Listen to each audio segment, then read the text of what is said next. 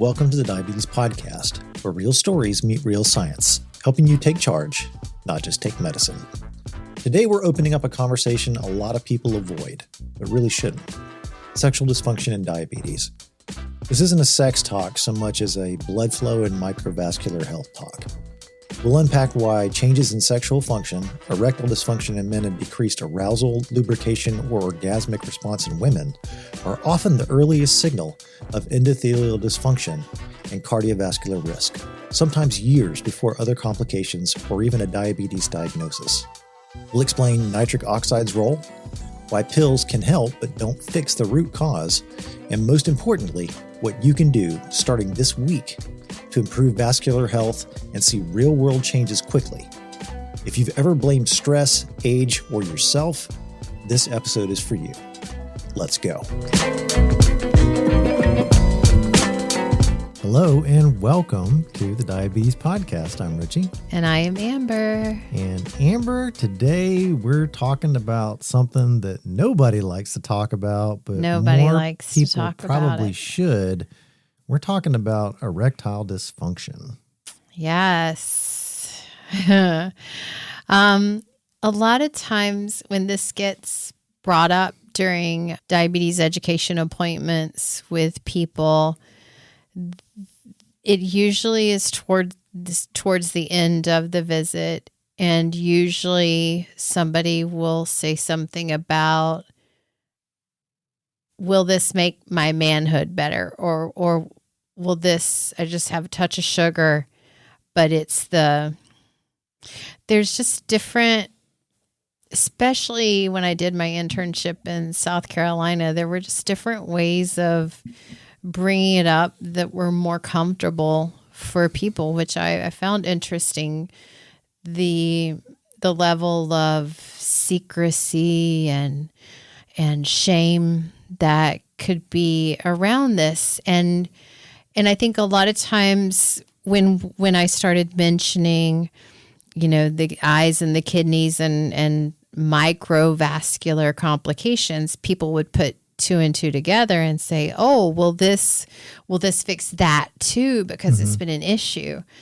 So it makes me think about someone in particular that I just happened to have, I knew his endocrinologist, I knew his primary care physician, and this was someone who was comfortable enough, I'd been working with enough to bring this up as an issue. So at the time, there was a gentleman in his late 40s, maybe early 50s, successful businessman, and he ran half marathons maybe 15, 20 years prior, but had kind of become less active as the demands of job and family had come on, and he thought he ate okay, Of course, we made changes later because he didn't eat as well as he thought he did. He thought he was having some salads, but, would have some fast food when life got hectic,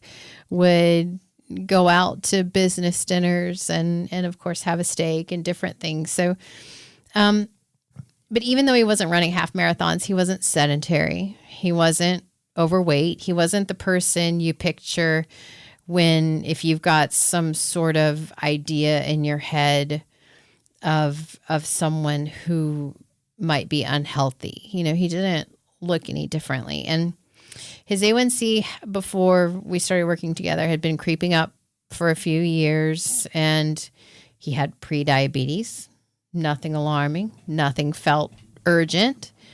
And he really thought that his activity history had bought him some protection. I did all this. He'd been an athlete. This wasn't really his problem. And then he tells me that he told me at the time, one night something changed. He and his wife, who'd been together for decades, had kids. The connection, the closeness was there. The desire was there, but he was unable to respond to that desire. And he said he told himself it was stress, blamed it on alcohol, sometimes having a little too much, a long week, just had kind of made these excuses up in his head over what this could be, but then it happened again and again. And he found himself kind of avoiding intimacy altogether. He made excuses, stayed up late working, would fall asleep on the couch, and his wife thought that he had lost interest in her, and he thought something was broken inside of him, like just this whole mess of emotions going on. And he said to me one time, like, how he felt fundamentally affected of his manhood, as who he was as a man. And for the longest time, he didn't mention it to his doctor. And I'm like, why would you not have brought this to your doctor before this point, you know? And he said something pretty profound, which was that he didn't even really admit it to himself. You know, it's hard to, if you can't admit you have a problem within yourself, it's hard to admit it to anyone else, you know? And I think what he said he didn't know, like what no one had ever told him, was that these were some of the warning signs when he was first diagnosed with prediabetes, like these things could happen. And what we know to be true in the healthcare field is that you're only as fit as your current level of fitness. So those marathons he did before, not they really didn't protect him 15, 20 years later. I mean, they might have prolonged some things, but... Or postponed some things. Yeah. Postpone, yes. Not prolong, thank you. Because this damage is happening inside the blood vessels, and it had nothing to do with how far he could run 15 years prior. But it had everything to do with what was happening metabolically in that moment. And it's pretty quiet. It's invisible. And it's happening in vessels that are too small. You know, you don't feel your capillaries. You know, you don't feel it until something's not working. And the reason I bring up this professional is because he's probably the person that was the most... that one of the very few people that we ever really had this discussion, because there is so much shame around it. I might get a hint that thing, you know, like it's certainly not something they're leading with. Oh, you're right. Yeah. And I think there have been many people that I've followed up with over the years, and they're like a new person because their blood sugar is better and leveled off. But it's like, they're exceptionally happier than you might expect, you know, and I guess I didn't always put two and two together, you know, like how couples would come back, like if the wife came with the husband to a visit, like how they both seemed happier and happier, you know, they're like, oh yeah, I just didn't put two and two together for the longest time. So, it's just not something that a lot of people associate with diabetes or as anything other than getting older. You know, so many things get blamed on. I'm just older now. And I think that the person who exercised in their 20s and 30s think that like if they identified as a high school football player, as an athlete, they still identify as the athlete, even if they're not really doing athletic behaviors later on in life. So one thing also about this particular person is not unlike many people that we've talked about prior to now. Their doctor said prediabetes was just something to watch, you know, not something to act on in that moment. Yeah.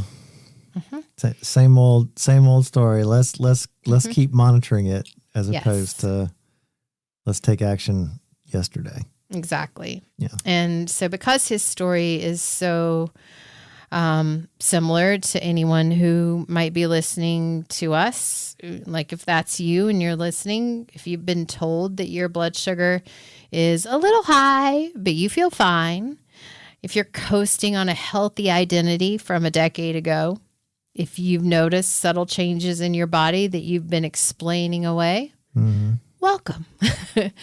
This episode might be for you. Yeah, I had anecdotally had a friend of mine when I was showing him the logo for Empowered Diabetes. He's like, ED. You know, did you intentionally do that? And I immediately retorted with, do you know, like, the guaranteed almost way to get erectile dysfunction is get a case of diabetes? Because just from, I only know this from doing our webinar, you know, a year or two ago, the prevalence of this, nobody is talking about this. And do you remember from our webinar this? If I recall correctly, I think it's in, and I'm going to mess up the numbers. I'd almost rather you not can put do them it. in the show notes. Okay. I mean, say what you think, and then we'll put the numbers in the show notes. If you're north of 65 and you have diabetes, there is a 97% chance that you have erectile dysfunction. It's a little older than that, but that 97% number sticks. Okay. But it is older than that. Yeah. Yep. It's pretty incredible. We'll put those statistics in the show notes because I, like Richie, am like, I'm pretty close. I think I know, but I don't want to say it. We'll have those statistics in the show notes. They are pretty incredible, like in a bad way. Okay. So I want to first say this is not I am not Dr. Ruth. This is not a sex talk. This is not really about sex. This is about blood flow.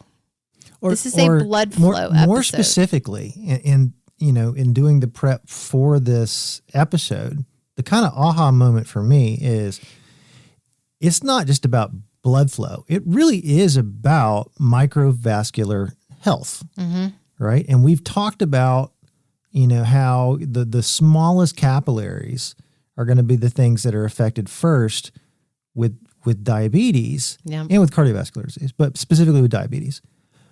And whether you realize it or not, like when we're talking about erectile dysfunction, like the ability to, dynamically change the size and shape of something is entirely based off of blood flow to very, very small capillaries and a lot of very sensitive nerves. So I think you described it as the canary in the coal mine. And stop stealing my thunder, sir. I'm going to talk about that. Okay, but I mean, it really is, and it's so.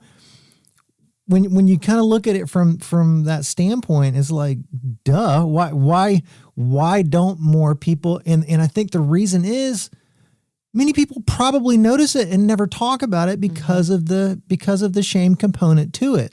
The very first, as if they had anything the very to do first about warning sign that a lot of people are going to have that your microvascular health is declining is this. Absolutely.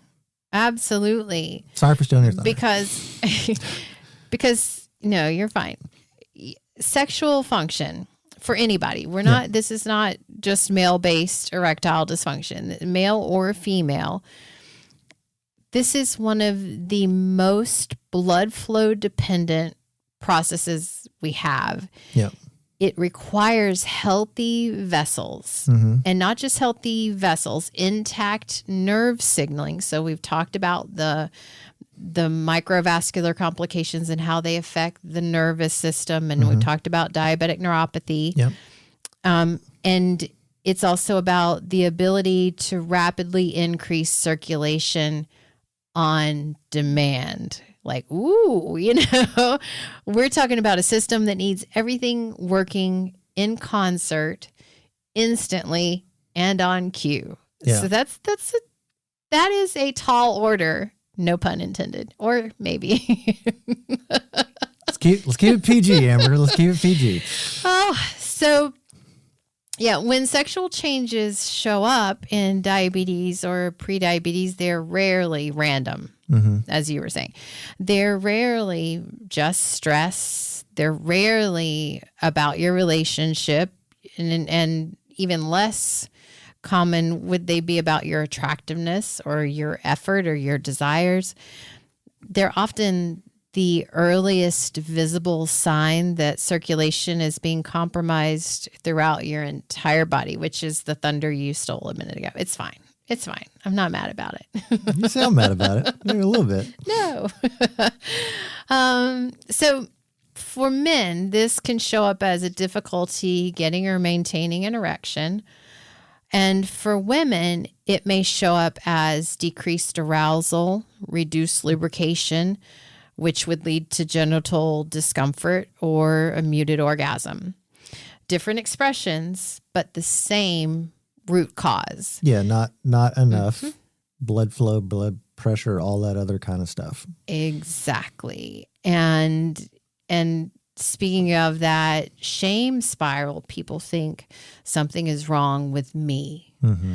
Maybe this is just age, as we said before. Maybe I'm not attracted to my partner anymore. Maybe my partner is not attracted to me.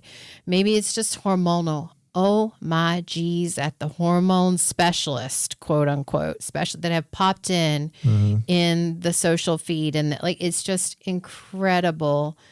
And like I said, wherever there's a question and a need isn't met, big wellness is there to show up and try to sell you something.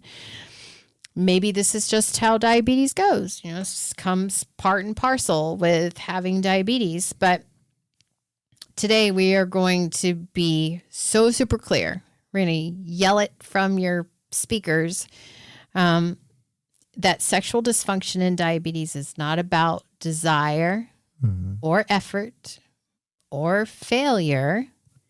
It is about, drum roll, blah, blah, circulation. Yes. And the circulation problems don't start in the bedroom. Right. Start in the kitchen. Maybe. I mean, they can start in a whole lot of different places, but they start in the blood vessels, really. And sometimes it's years before you feel anything else that you're getting this kind of little bit different in the bedroom. But the type of damage that's happening is happening everywhere. It's just most readily apparent. Exactly. There. Exactly. Yeah. And probably first because that's needs to be right on time. How you know, right? Yeah. Exactly. So now to the canary in the coal mine that I shouldn't have even mentioned to you. No, I'm just kidding. There's an old practice in coal mining. Most people know about it. Miners would carry canaries into the tunnels with them for alarms. You know, so these canaries are exquisitely sensitive to carbon monoxide and methane. That's why we don't have one. I'm just kidding. Sorry. Bringing beans into it again. Goodness gracious. We can't get one episode out of here without. I didn't even mention beans. I just said methane. Yeah, we all understood, Amber. Okay, let's start over. Canaries are exquisitely sensitive to carbon monoxide and methane gases that are invisible, odorless, and lethal. So if the canary stopped singing, if the canary collapsed or died, obviously the miners knew get out and get out now. The air is turning poisonous, even if you can't feel it yet. And of course, it's not the canary that's causing the danger. The canary is letting the danger be revealed through, unfortunately, maybe the canary's death. But your sexual function, that's the canary. And here's the foundational truth underneath that. And once you understand it, really, that we've mentioned about how it's a cardiovascular issue, but sexual tissue is highly vascularized tissue. Like if you think about why is it that this shows up first, it's because of how vascularized sexual tissue is. So erectile tissue in men, let's start there. And your clitoral and vaginal tissue in women, will say all of it relies on rapid blood vessel dilation, intact nerve signaling, all this we kind of mentioned before, and something called healthy endothelial function. We're going to get into that a little bit more as we go along. But what this means is that sexual function has a higher blood flow demand than most everyday activities. Think about what's being asked of sexual tissue. Near instant engorgement. Let's go. Sustained circulation, precise nerve coordination. It is your vascular system's high performance test. Like, let's go. When blood vessels begin to stiffen, inflame, or lose responsiveness, this is the system that notices it first. Not the heart or the kidneys or the eyes. It is this system, because those things are going to come later. This is the canary in the coal mine. This is what comes first. A hard artery or capillary cannot dilate. Yeah, exactly. So if diabetes is slowly narrowing and stiffening blood vessels throughout your body, think of it like rust quietly accumulating inside pipes. So you've got something that's creating for it not to function as much. So this is often the first system to lose flexibility, and you've got to have that flexibility with capillaries. And this is the first place where the flow cannot keep up with the demand. So let's just think about this for a moment, because it really reframes everything. It's the sexual dysfunction that appears before diagnosed cardiovascular disease, before peripheral neuropathy, which we've talked about being a very early sign or symptom before people are even sometimes told they have diabetes, before kidney disease, before vision changes. And the research on this is quite striking. The studies show that erectile dysfunction in men can precede a heart attack by about 5 years. And not because erections and heart attacks are directly connected, but you have the same you have the same mechanism that will ultimately create the heart attack will affect the genitals first. Same blood vessels that feed the heart, feed everything else. It's the same. And the smallest vessels, the ones that matter most for sexual function, are I feel like a broken record, but I think, like, just to bring it home, that's going to show up first because they're just tinier. They're going to show the inflexibilities first.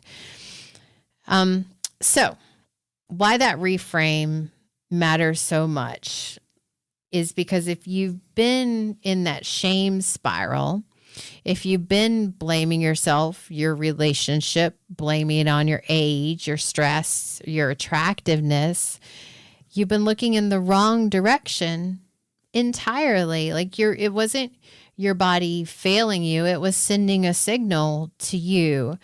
And I think the question is really how society treats it. Like if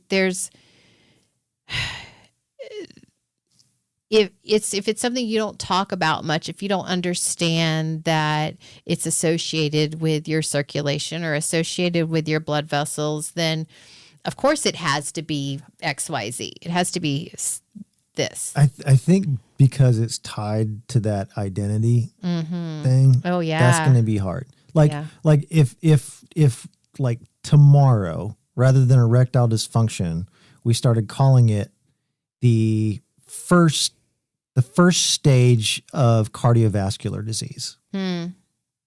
How differently would people treat it? It really is. I mean, like this is the absolute, really kind of first, very outwardly visible symptom of cardiovascular disease, which is also the number one killer. Yeah. But nobody's States, like, oh yeah, doc, I need to eat better and whatever. I mean, I'm sure that, they're not personalizing that diagnosis of cardiovascular disease. I'm not less of a man or less of a woman because I have cardiovascular disease. It's not tied to that identity, So No, I think that's a lot to chew on. That's a very good point. All right, so let's go deeper. Let's talk about what is actually happening inside the blood vessels, because this is really at the core. So we've mentioned before endothelium, but I think it's worth going back again. So the endothelium is a single cell thick, like it's one cell thick. So it's a single cell thick layer that lines the inside of every blood vessel in your body. Every artery, every vein, every tiny capillary. Fun fact, if you could spread it out flat, your endothelium would cover the area of several tennis courts. It is all over. And it's not just a passive tissue, passive lining like wallpaper. It's alive. It's constantly sensing, signaling, responding. And the job of endothelium is to sense the demand from tissue. So a collection of cells is tissues. And the job of that is also to release nitric oxide, which is the molecule that tells the vessels to relax, to open blood vessels wider when more blood flow is needed, and to maintain the smooth, flexible function of your entire circulatory system. So when it is healthy, your endothelium is like a responsive, intelligent conductor, orchestrating blood flow exactly where and when your body needs it. But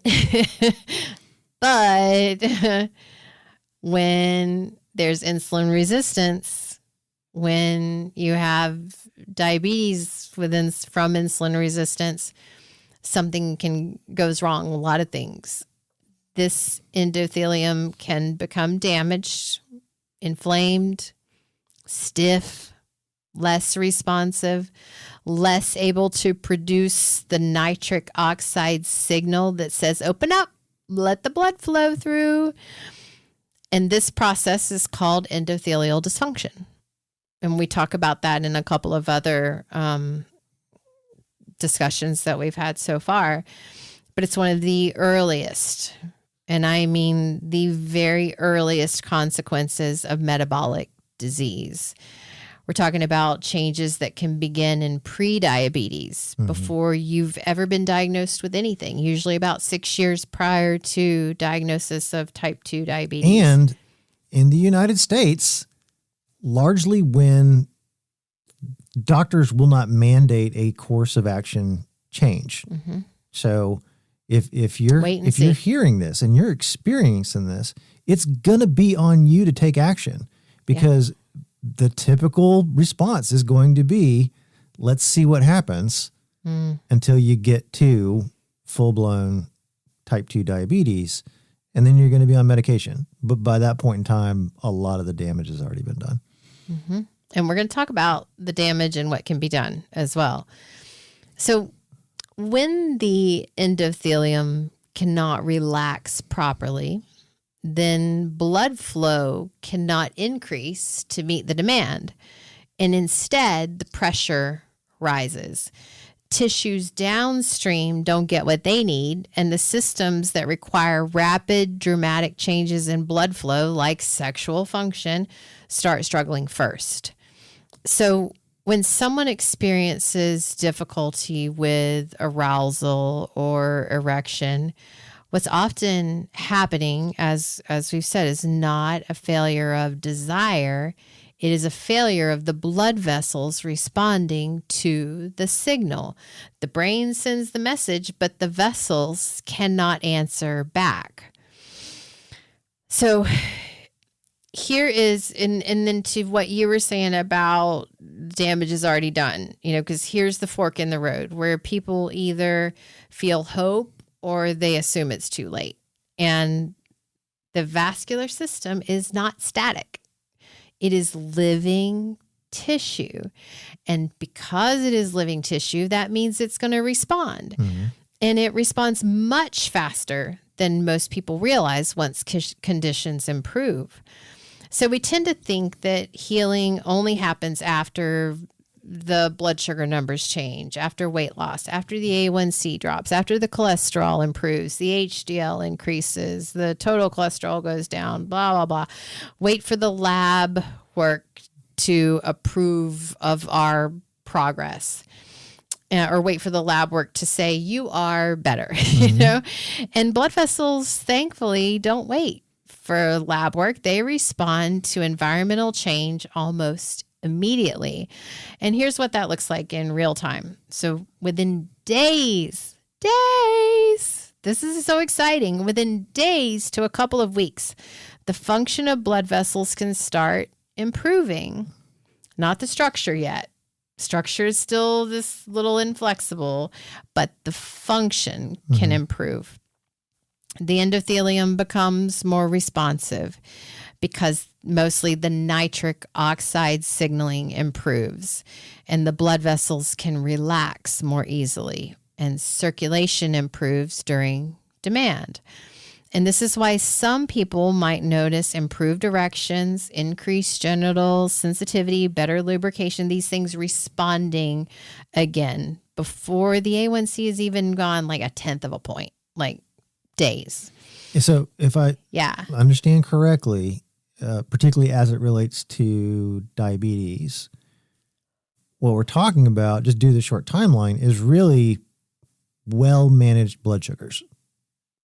Is that's correct? If I am doing the things that keeps my sugars within range a increasingly greater percentage of the time, I can expect very quick positive responses in the health of my vascular system. Yes, and we're going to talk about other things as well. But I just want to make sure I understood the mechanism, like what we're actually looking for, because it's not A1C. It is because A1C is 3 months. Consistently well-managed blood sugar. So, yes, and beyond. So, by 2 to 6 weeks, blood vessels start responding more reliably, less hit or miss, less unpredictability. The signal from your brain to your blood vessels becomes clearer, and the vessels are more capable of answering. And then when we move even further along, about 6 to 12 weeks, that's when the actual structural repair begins. Reduced inflammation in the vessel walls, improved elasticity, better microvascular blood flow. That's interesting because it's almost the same timeline that you would expect to have any kind of like muscular hypertrophy, or if you were starting a weight training program or something like that. So it's almost like everything's connected. And by several months, when insulin resistance is meaning by several could be even 3 months, which is that 12-week timeline. When insulin resistance is meaningfully improving, the vascular system has resilience, flexibility. So, sexual function often improves early in the healing process because it's one of the most blood flow dependent systems in the body. And it's sensitive in both directions. You know, it's sensitive to the bad, but it's sensitive back to the good, which is good news, really good news. So I'm going to take a moment to be very clear. If sexual changes showed up early for you, that doesn't mean your body is failing faster. It means your body is communicating early. Yeah. And when conditions improve, that same system often signals healing early too. Now, this doesn't mean improvement is perfectly linear. You may have good days and kind of off days, partial improvement before consistency, setbacks during stress or illness. But that doesn't mean that there's nothing happening. It means the vascular system is relearning responsiveness, like a muscle remembering how to fire after being immobilized. Back to your muscles, Richie. Yeah. So if you're listening and wondering whether change is even possible, I hope that we have answered that question, because the blood vessels can begin responding in days to weeks once the conditions improve. And I think that's very motivating. Yeah. I think that's what people need to understand and hear, because so much of it is like, another thing, it's like, good news, everyone. Okay. Let's talk about nitric oxide, which I've mentioned a few times. So we're going to give it the attention it deserves, because it is the bottleneck here. And it kind of goes to what you were talking about, the blood sugar numbers improving, what really is improving right away. This is the linchpin. It's the molecule that makes everything possible. Nitric oxide is a signaling molecule, and it's produced inside the endothelium, and its message is really simple. Open, relax, let blood in. That's it. But that simple message is central to erections in men, and genital engorgement and lubrication in women, and clitoral sensitivity. I guess also vaginal elasticity and orgasmic response. Pretty important as well. So without adequate nitric oxide, blood vessels stay constricted. Tissues stay underperfused. They don't have that infusion of blood. And the whole cascade of arousal and response gets stuck at the gate. So in diabetes and insulin resistance, several things go wrong with nitric oxide. First, your production decreases. The endothelium is damaged, so it produces less of the signal. The second is that oxidative stress, those damaging free radicals that accumulate in metabolic disease. We talked quite a bit on insulin resistance and all of this. This actually destroys existing nitric oxide before it can do its job. So even what gets produced gets neutralized, gets destroyed. And third, the blood vessels themselves become less responsive to the signal. So even when nitric oxide is present, the stiff, inflamed vessels don't respond the way that they should. It's like trying to open a rusty door. The key might fit in the lock, but those hinges are rusted shut. And this is why medications like Viagra, Cialis, and their equivalents exist, and why they work, at least partially. So these medications don't create nitric oxide. They enhance and prolong the signal that is already there. They help blood vessels respond to whatever nitric oxide is being produced. Wait, so if I understand correctly, taking Viagra or Cialis or whatever else Hims is pushing this week, for erectile dysfunction is almost the equivalent of taking exogenous insulin if I am insulin resistant. Okay, so I get where you're going, but for people who might not, explain yourself. Okay, so if the normal rollout of, hey, you got type 2 diabetes is we're going to put you on metformin, and then we're probably going to put you on more metformin, and then we may try some other stuff. But at some point in time, I'm probably going to give you insulin. You're going to have to inject insulin because either you're very, very resistant to it or your body's just not making enough, right? So what we're talking about here is my body, a very particular part of my body as it relates to erectile dysfunction, is resistant to nitric oxide. That's an interesting way to put it. So I'm just gonna really, really dynamically increase the amount of available nitric oxide. Never mind the fact that, again, for the rest of my life, I'm going to refer to erectile dysfunction as early cardiovascular disease. I mean, it really is trying to focus on this one little component of a much, much bigger and ultimately more lethal problem. Mm-hmm. But yeah, I'll just, we'll just take an injection. We'll just take a pill or something like that. And that will. Yeah, because for many people, that's enough to restore some function. That is real intervention with real value. But here's the critical point. They improve the signal, not the system. Same thing, like insulin is getting the glucose into the cell, but it's not really getting to the root cause of what created type 2 diabetes in the first place. So I see that makes sense there. So if the endothelium remains damaged, if the underlying vascular injury continues, the effect of the Viagra, the Cialis, it's often incomplete or short-lived. Mm-hmm. You're working around the problem. You're not solving it, to your point. And so this is also why blood sugar improvement alone doesn't always restore sexual health. Because you had mentioned earlier, is it a blood sugar? And I'm like, well, yes and no.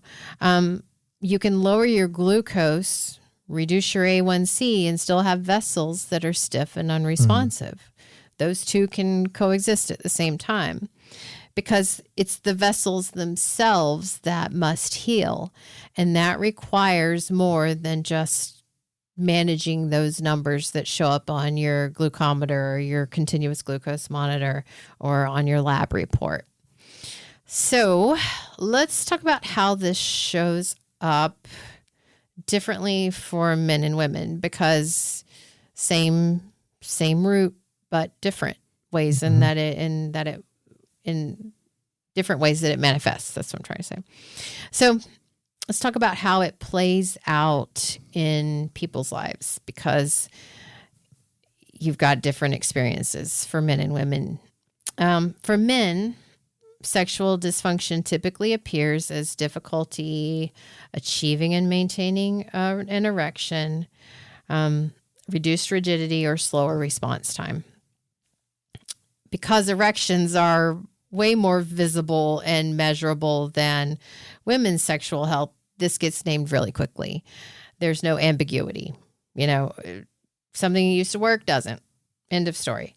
But as you said before, you've got that shame package that comes along with it, because it's stealing my thunder, man. As men are rarely told, this is a vascular issue. There's no shame, as you said, with a heart attack. There's no shame with that, but it comes packaged in with erectile dysfunction. So yeah, it comes with an untrue story about it. That is, I'm broken. I'm less of a man. Something is fundamentally wrong with me. So men don't tend to talk about it.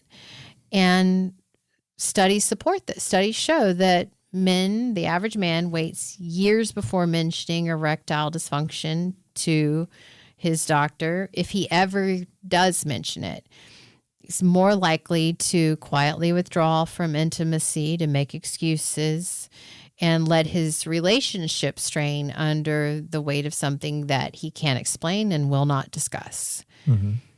So that's very much like the professional I was mentioning at the beginning of this episode. His body was sending him clear signals, but it took years before anything else came up or before he mentioned it to his provider. So for women, this picture is different, and in many ways, even more invisible than men's. There's the obvious, more invisible. The clitoris, of course, has erectile tissue. The vagina requires blood flow for lubrication and elasticity, and arousal itself is a vascular event. But when the blood flow is compromised, it could show up as reduced genital sensation, difficulty becoming aroused, reduced lubrication, pain or discomfort during intercourse, diminished or absent orgasm, a loss of desire that's actually secondary to those physical changes. And here's the problem. Women, even less than men, are told that this is a vascular issue. What they're told, and this is why I have so much issue with the natural medicine people with the hormonal stuff, because they're capitalizing on a vascular problem, saying it's a hormonal problem. It's hormonal, it's menopause. And it could be to a very much lesser degree, those things. But you cannot pass a vascular problem off as menopause or stress or hormones. Advice like trying lubricant, or maybe you just need to relax more, that is not helpful. Of course, estrogen, testosterone for men, they play roles in sexual function. But here's what most people don't understand. Hormones work through blood vessels. If circulation is impaired, hormones can't do their job effectively. Yeah. It's like having the right key, but that door is rusted shut. So women experience the same vascular dysfunction, often with less validation, less language to describe what they're experiencing, and far less treatment. I've been in diabetes for 23 years in at this point. Not including my internship or any of that stuff, but there is almost no public conversation about diabetes and female sexual health. It is just probably in the last 2 years that I've seen little sidebar, at the ADCES meeting I just went to, I think there were one or two, and they were like maybe an exhibit over here, or going on at the same time as one that's much more popular and going to have a lot more people at the other one. It's just not talked about enough at all. It's not like I'm always looking at the newest literature that comes out. I try to, but I just have not come across clitoral blood flow in the context of metabolic disease. That paper it's not in front of my face every day, but a lot of other diabetes topics are, a lot of other cardiovascular papers and renal disease, all these things come across all the time. That research itself is just sparse compared to the extensive literature on erectile dysfunction, which is why we had talked about potentially doing this, and I think erectile dysfunction came up first, and I was like, no, we're not doing this and having it be just erectile dysfunction. That's not fair. That's been occurring for too long, and I don't want to perpetuate that. So anyway, different experience, different presentation, different cultural response, but the same physiology, the same vascular injury, and the same opportunity for healing. And every person, regardless of gender, deserves to understand what their body is telling them. Okay, so we've talked about what goes wrong. Let's talk about how to turn this thing around. What are the behaviors that make this better? We're going to do that. We're going to do that.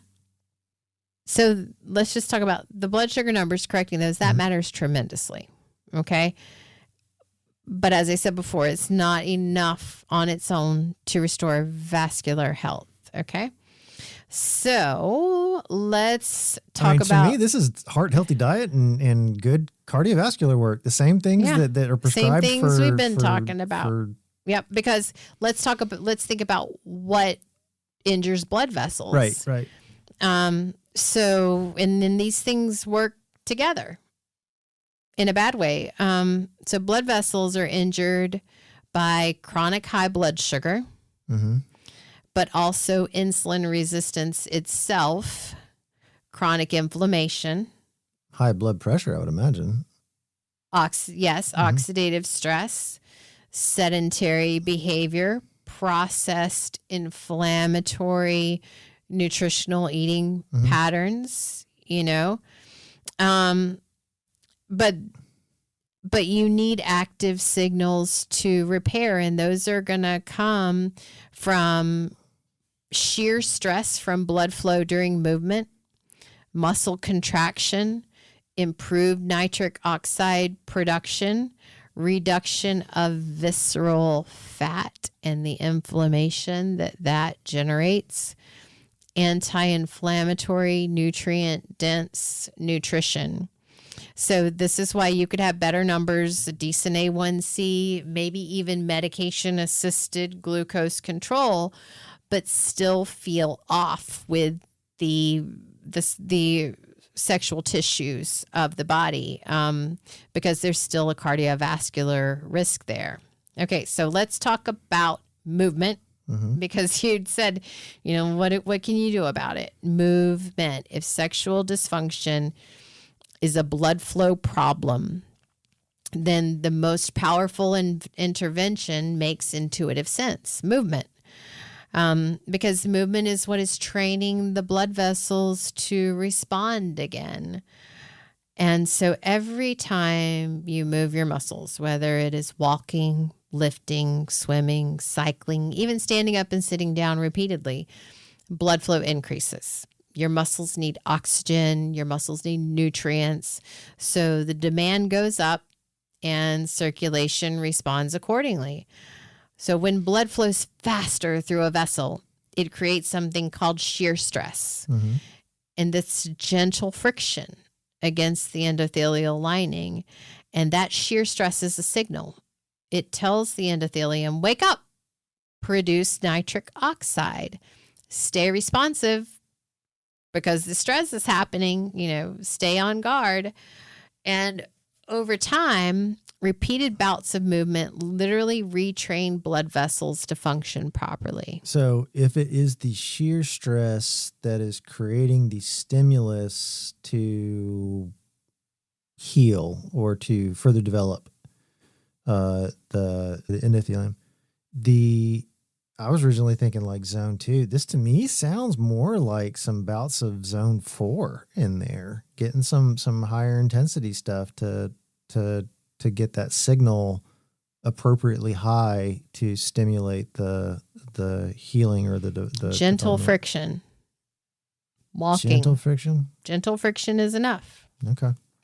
I mean, there are plenty of studies that you could do more aggressive stuff and get more bang for your buck. Absolutely. But also consistency matters. Well, and I know not everyone that can do specifically, that. If I want to target capillary innervation, if I want to develop more capillaries, that's long, slow, and steady zone 2 stuff. There's a reason they call it cardiovascular exercise, and that is having your heart rate within the cardiovascular training zone for a minimum of 15 minutes. There is a reason that exists, and that's well documented, the benefits of that behavior. And then over time, repeated bouts of movement are literally retraining your blood vessels to function properly. And that's going to improve the nitric oxide. And so you can even produce new small blood vessels. And that, fun fact, is not the small blood vessels part, but that is why a heart attack could be more killer, more life-threatening, I guess would be a better way. A heart attack at a younger age is more likely to cause death than someone over the age of 65 because you have what's called collaterals, which are blood vessels that can grow around a blockage or or some decreased blood flow in an area of heart. You have more collaterals. You have more roads that were built around an inflexible area. And so you're less likely to have that big clot, the widowmaker, the thing that does you in. So that's called angiogenesis. This is improving the circulation to areas that were otherwise underperfused. So it's not about weight loss either. Not about weight loss. Now, if you decrease your visceral fat, it could be about weight loss, but exercise is improving vascular function independent of whether you lose a single pound. The benefits begin within days. This is the part where we said on days. So you could maintain the exact same weight and still see meaningful improvements in endothelial health just simply from consistent movement. So the other would be reducing systematic inflammation, which would be from losing that visceral fat. So that could definitely be therapeutic, as could reducing inflammation. So the research consistently shows that regular physical activity improves erectile function in men and improves arousal and lubrication in women. It improves endothelial health system-wide, heart, brain, kidneys, sexual organs, everything. And walking counts. It doesn't have to be extreme. Would it be better in some ways if it was? Yeah, because you're going to burn more calories. You're going to get more bang for your buck. But still, walking counts. Resistance training counts. Cycling, rowing, swimming, they all count. But what matters the most is consistency. Consistency matters over intensity. So blood vessels relearn how to function through repetition. You're not training for a marathon. You're sending a daily signal to your vascular system. Stay responsive, stay flexible. Kind of, you could say, stay alive. That's the signal.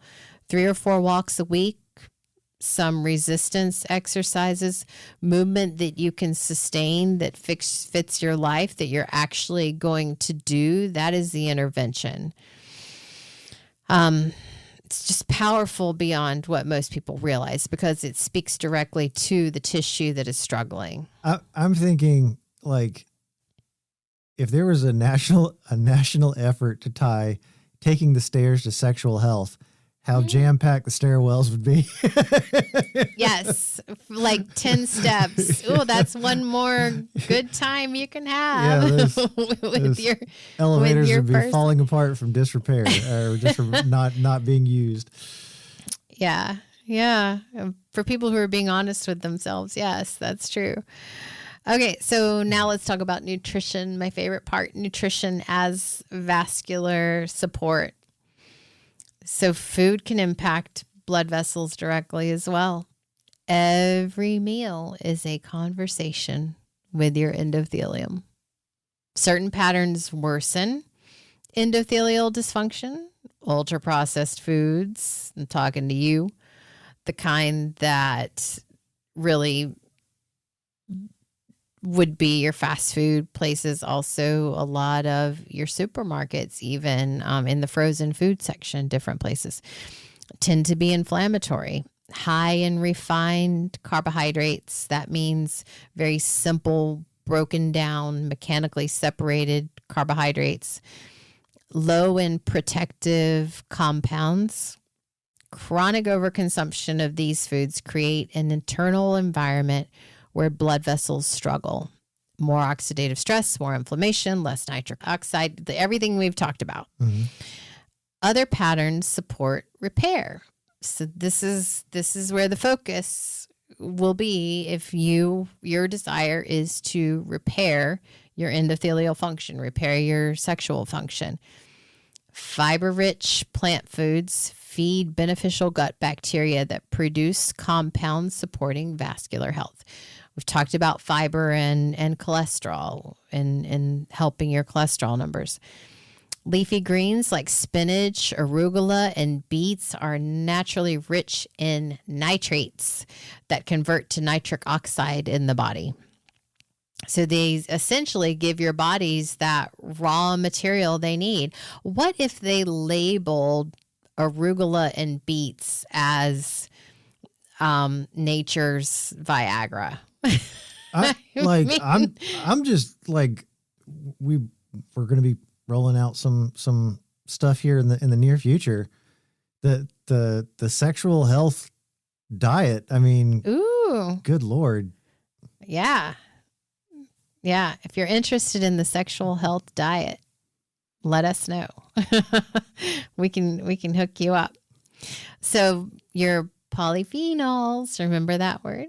Polyphenol rich foods like berries, olive oil, dark chocolate, and in moderation. I'm the one that would kind of tip the scales on. I love dark chocolate. These provide antioxidants that protect nitric oxide from being destroyed. And then your omega-3 fatty acids, which can be found in fish. They could also be in supplement form from algae if you wanted if you wanted a more vegan approach to that. And that would be very likely to have less mercury and heavy metals as well. And then certain seeds like flax seeds and pumpkin seeds, different things can reduce inflammation. So it's really, again, as I've said multiple times with your nutrition, it's not about restricting, and it's not what do I take away. It's more about what can I add.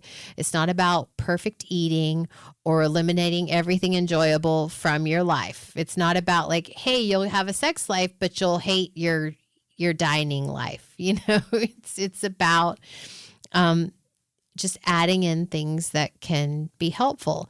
It's about creating an internal environment where blood vessels can recover. As a gardener, I like to think of it as tending. I say as a gardener, as if I can't tell you the last time I've been outside pulling weeds, but I do enjoy not so much pulling weeds, but I like planting things and seeing them grow. So think of it as tending a garden. You're not declaring war on weeds, which I have done multiple times. And spoiler alert, the weeds often win.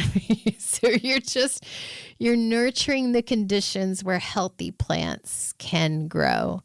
More of what supports healing, less of what impedes it. Over time, the balance will shift. The scales will shift. I think the analogy is apt for exactly the reasons that you said. I can't just go out there and, raise hell on the weeds one weekend and expect I can to try. But without constantly going out there and doing a little bit every single day, the weeds are like the Taliban. They'll just wait.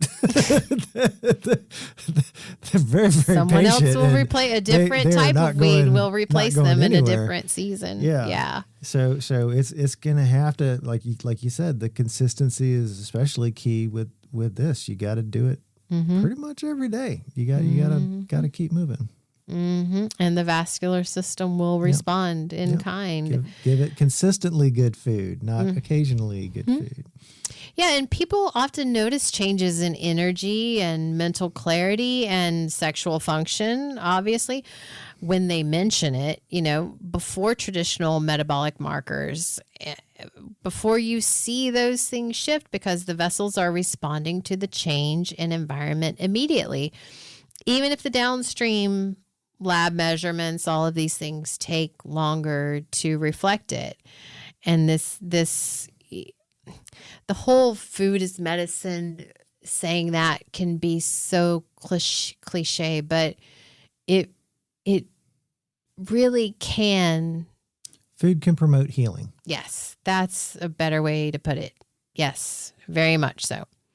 All right, so let's go back to the professional at the beginning of the episode. Remember the guy who thought that his fitness history was still counting, the one who figured that prediabetes was nothing to worry about yet, So 2 years after he was having issues with his body responding the way that he wanted it to. He finally mentioned it. It took 2 years for him to mention it to his doctor, but not because he wanted to, because his wife was like really feeling unloved and uncared for. And he really did it for that relationship. And basically because he was desperate. I mean, to be real. And his doctor, thankfully, instead of just writing for Viagra, thought that he would offer him something different. You know, he said, this is an early warning sign. Let's look at what's happening with your blood vessels. And then that's when he was diagnosed with type 2 and saw me. And that's how I ended up hearing the story, because it was part of his diagnosis story.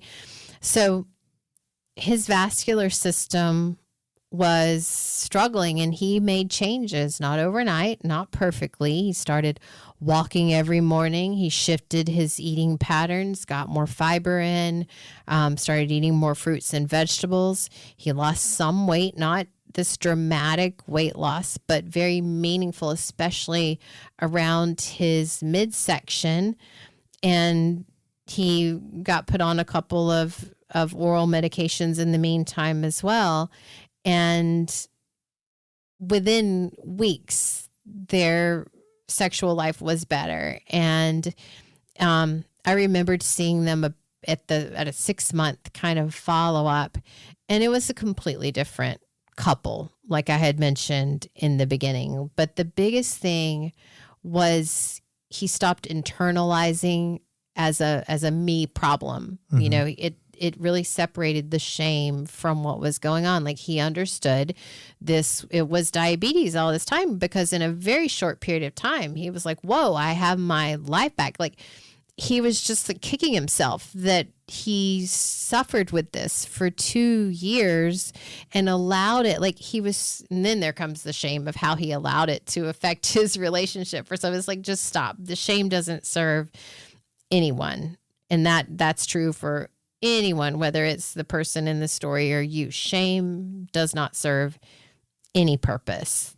The whole idea is just listen and treat what is broken, and your body will respond. Because when insulin resistance improves, the endothelial function improves, inflammation drops, nitric oxide signaling rebounds, blood flow responsiveness returns. And that is really what matters. And so the take home from this episode is that sexual dysfunction in diabetes is endothelial dysfunction. It's not a moral failure. It's not a relationship problem. None of that stuff. It's definitely not just getting older. I'm so tired of people saying, they'll just be like, it's not getting older. It is the earliest signal that circulation is compromised. So listen to this information, because when you listen clearly and early, the outcome changes. So what's the one thing for our listeners, the one kind of do this week that you would recommend for movement? Move. Walk. I've said this like, I don't know how many episodes. Like, if you don't walk now, walk 2 minutes after your meals. Set a timer, 2 minutes, like simple. Have a very simple entry, no barriers to entry, something you're already doing. You're going to eat. And then just set a timer for 2 minutes, walk after you eat. Yep. And then improve on it from there. All right. Well, this one ran a little long, but I suspect whether people would say anything or not, this is one of the ones that people are actually asking for, because it's not talked about enough. It's particularly, we talked about it enough today. Yeah. We talked about it a lot. It's not talked about as something that can get better outside of just popping a pill or something like that. But I mean, like, just the kind of aha moment, that the tying this to cardiovascular health really, I mean, that to me was the big eye-opening piece. That's what I'm going to take away from this is, this is, a very, disproportionately, I won't say disproportionately. This is a big deal, but it is just the tip of the iceberg. Again, no pun intended. Pun totally intended. You know it. It was intended a little bit. All right. Well, thank you so much for joining us. I hope that if you are struggling with any of this shame spiral, anything that doesn't serve you, you just leave it behind, because if it doesn't serve you, it doesn't serve you. End of story. Thank you for joining us. Yeah. Thanks for listening to the Diabetes Podcast. That's it for today's episode. Remember, sexual dysfunction and diabetes isn't about desire, effort, or identity.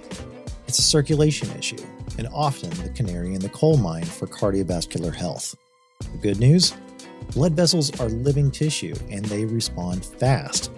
Consistent movement, better day-to-day glucose management, and nutrient-dense food that support nitric oxide and reduce inflammation can lead to meaningful improvements in weeks, not just months. Your one thing this week? After each meal, take a 2-minute walk. Start there, build from there. If you enjoyed this episode, please take the time to give it a like and leave a review. This really helps to promote and sustain this free podcast and to get the word out to the millions of people worldwide that are struggling with type 2 and prediabetes, letting them know that remission is possible if you take action today. And if you have additional questions or need additional support, reach out to us at support@empowereddiabetes.com. Until next time, take courage. You can do this, and we can help.